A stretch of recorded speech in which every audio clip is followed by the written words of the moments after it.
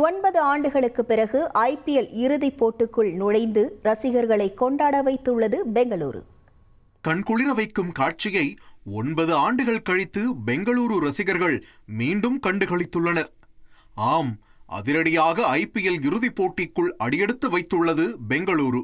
நடப்பு IPL தொடரின் தொடக்கம் முதலே ஆதிக்கம் செலுத்தி அவ்வளவு சீக்கிரம் அசைக்க முடியாத அணியாக பிளே ஆஃபுக்குள் நுழைந்த பெங்களூரு முதலாவது குவாலிஃபயர் போட்டியில் பஞ்சாபுடன் சண்டிகரில் மோதியது.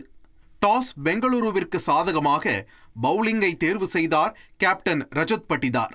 ஆட்டத்தின் 2வது ஓவரிலேயே பஞ்சாப் தொடக்க வீரர் பிரியன்ஷ் ஆர்யாவை யாஷ் தயால் வெளியேற்ற அடுத்த ஓவரில் பிரப்சிம்ரன் சிங்கை வீழ்த்தினார் புவனேஸ்வர் குமார். பஞ்சாப் கேப்டன் ஸ்ரேயஸ் ஐயரும் ஜாஸ் இங்கிலீஷும் ஹேசல்வுட் வேகத்தில் வீழ்ந்தனர்.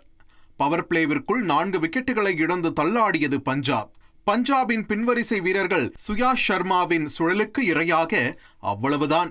பெங்களூருவின் பவுலிங்கை தாக்குப்பிடிக்க முடியாமல் 15வது ஓவரிலேயே 101 ரன்களுக்கு சுருண்டது பஞ்சாப்.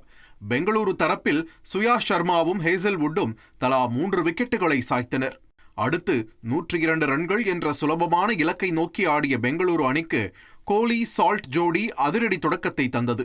கோலி 12 ரன்களுக்கும் மயங்க் அகர்வால் 19 ரன்களுக்கும் ஆட்டமிழக்க மறுமுனையில் சால்ட் அதிரடி அரைச்சதம் அடித்தார்.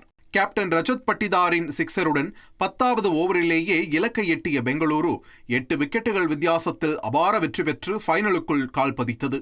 கடைசியாக கடந்த 2016ஆம் ஆண்டு IPL இறுதிப் போட்டிக்கு தகுதி பெற்றிருந்த பெங்களூரு 9 ஆண்டுகள் கழித்து 4வது முறையாக இறுதிப் போட்டிக்குள் நுழைந்துள்ளது.